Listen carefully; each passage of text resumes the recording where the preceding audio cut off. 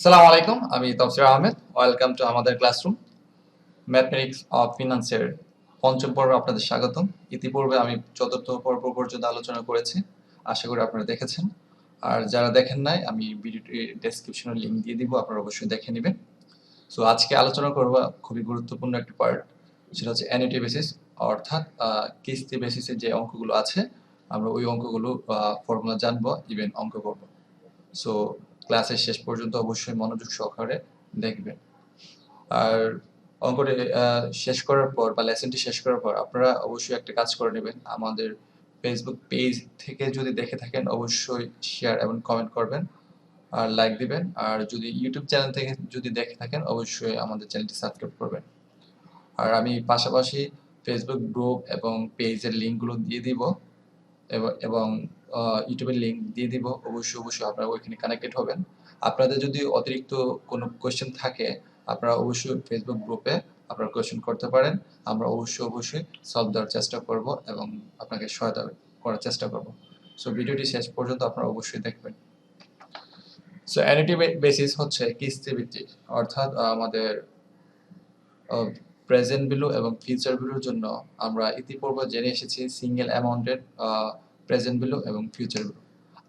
আজকে আমরা জানবো কিস্তি ভিত্তিতে, অর্থাৎ টাকাগুলো যদি সিঙ্গেল একবারে টাকাগুলো পরিশোধ না করে বা একবারে টাকাগুলো রিসিভ না করে আমরা যদি কিস্তি আকারে অর্থাৎ ভেঙে টাকাগুলো যদি রিসিভ করি অথবা প্রদান করি, সেই প্রসেসটা হচ্ছে কিস্তি বেসিস।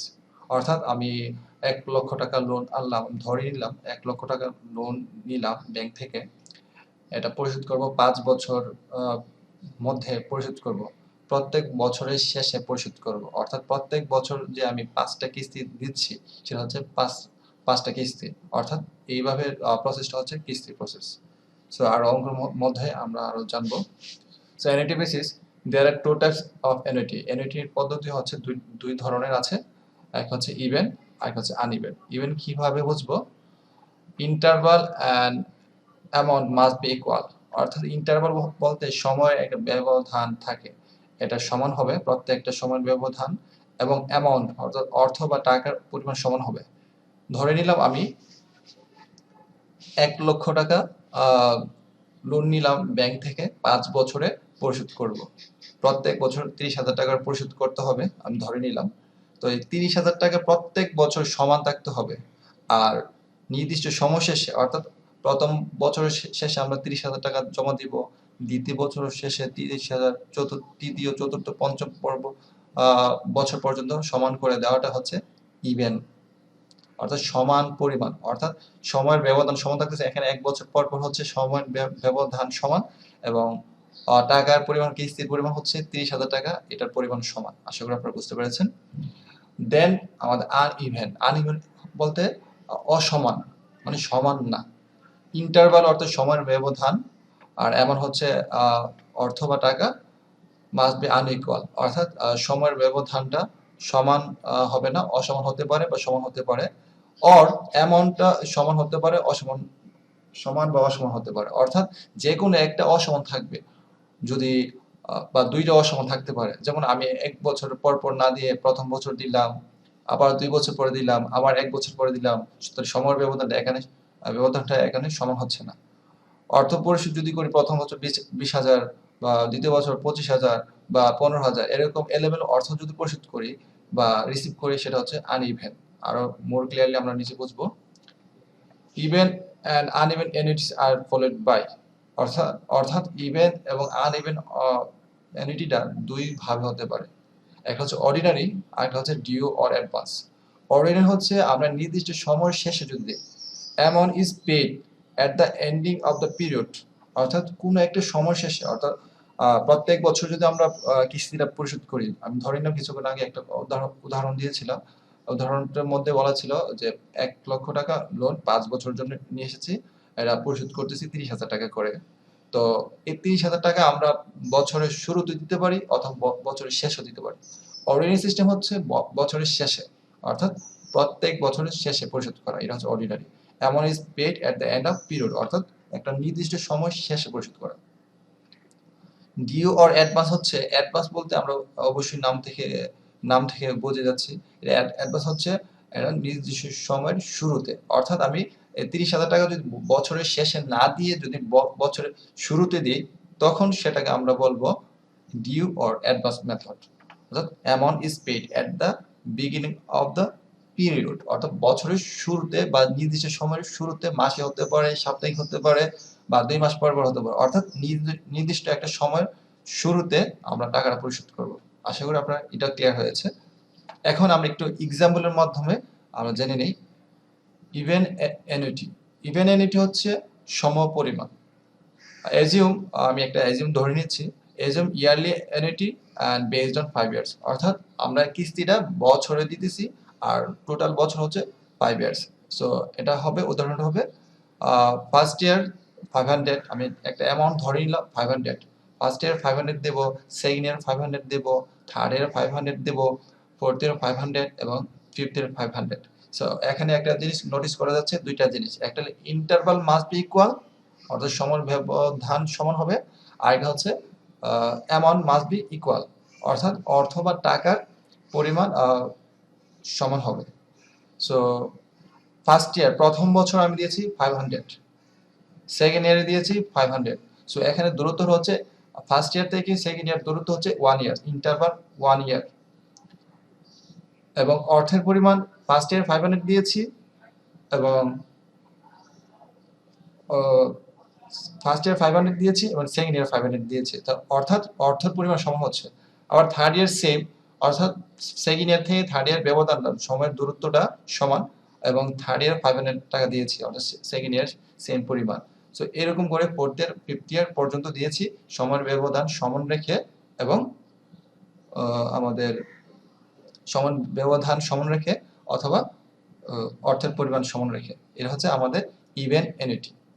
এখন uneven annuity, assume yearly annuity based on 5 years, অর্থাৎ আমাদের এখানে ইয়ারলি বেসিস ধরে নিয়েছি।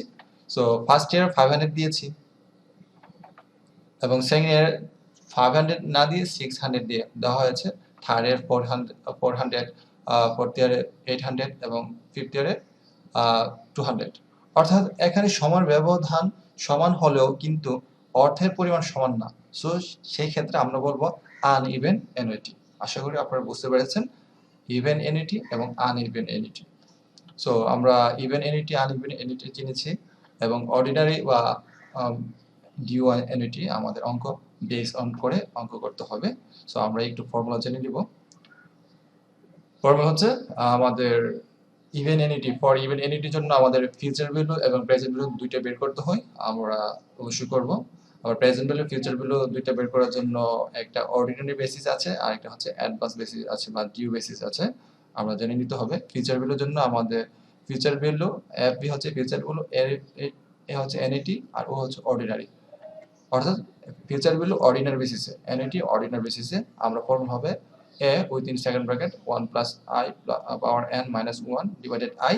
এটা হচ্ছে আমাদের অর্ডিনারি যদি হয়, অর্থাৎ নির্দিষ্ট সময় শেষে যদি কিস্তিটা পরিশোধ করা হয় বা রিসিভ করা হয়, সেই ক্ষেত্রে আমাদের হবে এই ফর্মুলাটি। আর হচ্ছে ফিউচার ভ্যালু এডি হচ্ছে annuity due, future value annuity due, অর্থাৎ কোনো একটা নির্দিষ্ট পিরিয়ডের শুরুতে যদি আমাদের কিস্তিটা বা ইনস্টলমেন্টটা রিসিভ বা পেমেন্ট করা হয়, দেন সেই ক্ষেত্রে আমাদের ফর্মুলা হবে এই ফর্মুলাটি, যেটা হচ্ছে A within second bracket 1 plus I power N minus 1 divided I, অর্থাৎ এটার মতোই এই পর্যন্ত, শুধুমাত্র 1 প্লাস আই একটু অ্যাড হয়েছে যখন আমরা ফর্মুলাটা যখন আমরা বুঝবো অ্যানুইটি নির্দিষ্ট সময়ের শুরুতে দিয়েছে। ফর্মুলার ক্ষেত্রে আমরা অর্ডিনারি ফর্মুলার মতই সম্পূর্ণ লিখবো, শুধু 1 প্লাস আই গুণ দিয়ে দিব পাশে। এটা হচ্ছে আমাদের ফিউচার ভ্যালুর জন্য। প্রেজেন্ট ভ্যালুর জন্য আমাদের ফর্মুলা হচ্ছে present value annuity ordinary. So আমাদের ফর্মুলা এ হচ্ছে আমাদের এখানে ইনস্টলমেন্ট, আমরা একটু পরবর্তীতে আর একটু ক্লিয়ার করে নিব। 1 minus 1 divided 1 plus I power N divided I, সেটা হচ্ছে অর্ডিনারির জন্য। এবং আমরা বলেছিলাম যদি যখন ডিউ হবে, অ্যানুইটি ডিউ হবে, শুধুমাত্র 1 প্লাস আই গুণ দিয়ে দিব অর্ডিনারি ফর্মুলার সাথে পাশে। সো এখানে আমরা একটু জেনে নিব, এ হচ্ছে ইনস্টলমেন্টকে বোঝানো হয়েছে একটা নির্দিষ্ট সময় পর পর আমাদের যে কিস্তিটা রিসিভ করা হবে বা পেমেন্ট করা হবে সেটাকে বোঝানো হয়েছে এ। আমরা সংক্ষেপে এ দ্বারা বা অ্যানুইটি বা ইনস্টলমেন্ট প্রকাশ করি। আই আমরা আগে জেনেছি রেট অফ ইন্টারেস্ট, এন হচ্ছে নাম্বার অফ পিরিয়ড, আর পিভি হচ্ছে প্রেজেন্ট ভ্যালু, এফ হচ্ছে ফিউচার ভ্যালু। অবশ্যই আমরা এই পরিচয়গুলো জানি। এখন আমরা জেনে নিব ফর আনইভেন অ্যানুইটি। আনইভেন অ্যানুইটির জন্য আমরা ফর্মুলাগুলো কি ইউজ করব। আমরা সিঙ্গেল অ্যামাউন্টগুলোকে ফর্মুলার জন্য আমরা যেগুলো শিখেছিলাম, প্রেজেন্ট ভ্যালুর জন্য আমরা জানতাম প্রেজেন্ট ভ্যালু ও F B 1 + i power n single অ্যামাউন্টের জন্য। সেক্ষেত্রে আমরা শুধু সিঙ্গেল অ্যামাউন্ট ফর্মুলা বারবার লিখে যোগ করে দেব যতটা বছর দেওয়া থাকে। যদি 5 ইয়ার্স পর্যন্ত দেওয়া থাকে আমরা F B 1 + i power n, F B 1 + i power n এইভাবে আমাদের 5 বছর পর্যন্ত লিখতে হবে। 4 বছর দেওয়া থাকলে 4 বছর পর্যন্ত লিখব, এবং যত বছর দেওয়া থাকে তত বছর পর্যন্ত লিখব। আশা করি বুঝতে পেরেছেন। অ্যান্ড ফিউচার ভ্যালুর ক্ষেত্রে আমাদের সিঙ্গেল অ্যামাউন্টের যে ফর্মুলাটা ছিল পিভি 1 + i পাওয়ার n, এটা বারবার লিখবো যত বছর পর্যন্ত দেওয়া থাকে। সেক্ষেত্রে আমরা ইয়ারগুলো আমরা বুঝে লিখবো যত বছর দেওয়া থাকে। যদি বলি আমরা ফিউচার ভ্যালু 5 বছর তত্ত্ব দেওয়া আছে, সেক্ষেত্রে আমরা এখানে এন্টে লিখতে হবে আমাদের 5, এখানে এন্টে লিখতে হবে 4, 3, 2, 1। এইভাবে আমাদের ইয়ারগুলো কমাতে হবে। আর যদি প্রেজেন্ট ভ্যালুর ক্ষেত্রে একটু উল্টা কাজ করতে হবে। প্রথম বছরেরটা হবে 1, তারপর 2, 3, 4, 5 এরকম করে সামনে যাবে। তারপর আরো কিছু কাজ আছে। আমরা যদি অর্ডিনারি বা ডিউ হয়, আমাদের আরেকটু কাজ আছে বছরের শেষে বা শুরুতে হলে বছরে 1 বছর কম বা বেশি হতে পারে। সেটা আমরা অঙ্ক করার ক্ষেত্রে অবশ্যই নোটিস করব। এখন আমি একটা অঙ্ক করার সলিউশন করার চেষ্টা করব। আপনারা অবশ্যই মনোযোগ সহকারে শুনবেন, বোঝার চেষ্টা করবেন। এখানে একটা অঙ্ক দেওয়া আছে, আমরা অঙ্কটি প্রথমে পড়ে নিব, এখান থেকে অ্যানালাইজ করার চেষ্টা করব, দেন সলিউশন দেওয়ার চেষ্টা করব। প্রবলেম 21, যেহেতু 21 বলা হয়েছে, ইতিপূর্বে আমরা প্রথম 20টি অঙ্ক করে নিয়েছি। আপনারা অবশ্যই প্রথম 20টি অঙ্ক অবশ্যই করে নেবেন। খুবই গুরুত্বপূর্ণ অঙ্ক আমি সমাধান দিয়েছি এবং আলোচনা করেছি। আপনারা অবশ্যই দেখে নেবেন। আমি লিঙ্ক তো অবশ্যই দিয়ে দিব। A person borrows টাকা 10,000 at 5% interest, 5.5% interest, and promise to pay back the loan in 15 equal annual installment. অর্থাৎ একজন ব্যক্তি 10,000 টাকা লোন নিয়েছে, বড় করেছে, ধার করেছে। যখন আপনি একটা কথা এখানে কিছু কি পয়েন্টের মাধ্যমে আমরা জেনে নিব যে ফিউচার ভ্যালু চেয়েছে নাকি প্রেজেন্ট ভ্যালু চেয়েছে। সো যখন বড় দেওয়া থাকবে তখন আমাদের অলওয়েজ মনে রাখতে হবে, কি মনে রাখতে হবে বা নোট ডাউন করে নিতে পারেন, অলওয়েজ প্রেজেন্ট ভ্যালু তথ্যটা দেওয়া আছে। বড় যখন থাকবে ইনস্টল মেথডে, অবশ্যই এটা present value installment. Without hesitation আপনারা অবশ্যই এটা পেন ডাউন করে নেবেন। আর এরকম তথ্য দেওয়া থাকলে আপনি নিশ্চিত হবেন যে এটা future value, sorry present value annuity. So এখানে আবার তথ্যটা পড়ে নিচ্ছি। A person borrows টাকা 10,000 at 5.5% interest and promise to pay back the loan in 15 equal annual installment beginning at the end of first year. অর্থাৎ কিস্তিটা শুরু হবে at the end of first year, প্রথম বছরের শেষে, অর্থাৎ প্রত্যেক বছরের শেষে দেওয়া হচ্ছে। তাহলে আমাদের অর্ডিনারি অ্যানুইটি ইভেন প্রত্যেক বছরের শেষে দিবে এবং even. What is the annual payable installment? অর্থাৎ annual payable installment কত হবে, অর্থাৎ আমাদের এর পরিমাণ চেয়েছে। সো আমাদের অবশ্যই প্রেজেন্ট ভ্যালু অ্যানুইটির জন্য আমাদের ফর্মুলা অবশ্যই ইতিপূর্বে জেনেছি। প্রেজেন্ট ভ্যালু অবশ্যই আমরা প্রেজেন্ট ভ্যালু, আর বছর যেহেতু শেষ হচ্ছে, অর্ডিনারি হচ্ছে, তো ফর্মুলা আমরা জানি দুইটা ফর্মুলা আছে। এর মধ্যে অর্ডিনারি হলে আমাদের ফর্মুলা ইউজ করতে হবে ও, আর যদি ডিউ হয় আমাদের ফর্মুলা ইউজ করতে হবে এটি। সো আমাদের এখন ইউজ করব প্রথম ফর্মুলাটি, বছরের শেষে যেহেতু, সো আমরা এই ফর্মুলা ইউজ করব। সো আমাদের প্রশ্নে কিগুলো কোনগুলো গিভেন দেওয়া আছে আমরা এগুলো দিব। আর আগে লিখে নিব, গিভেন দেওয়া আছে প্রেজেন্ট ভ্যালু অ্যানুইটি অর্ডিনারি দেওয়া আছে, অর্থাৎ 10,000 আমাদের প্রেজেন্ট ভ্যালু। আর আয়ের পরিমাণ দেওয়া আছে 5.5%, যেটা আমরা প্রকাশ করতে পারি 0.055। এন এর মান দেওয়া আছে 15 ইকুয়াল অ্যানুয়াল ইনস্টলমেন্ট, যেহেতু বলা আছে 15 বছর সময় আমরা 15 বসিয়েছি। আর এর মান দেওয়া নেই, আমাদের এর মান বের করতে হবে। অর্থাৎ what is the annual installment, A represent করছে ইনস্টলমেন্টকে। সো আমাদের অ্যানুয়াল ইনস্টলমেন্ট কত আমরা বের করব। সো আমরা ফর্মুলা বসিয়েছি। সো যার যার মান বসিয়ে দিব। আমরা প্রেজেন্ট ভ্যালু অ্যানুইটি অর্ডিনারি আছে 10,000 বসিয়েছি, এর মান নেই, বসাতে পারবো না।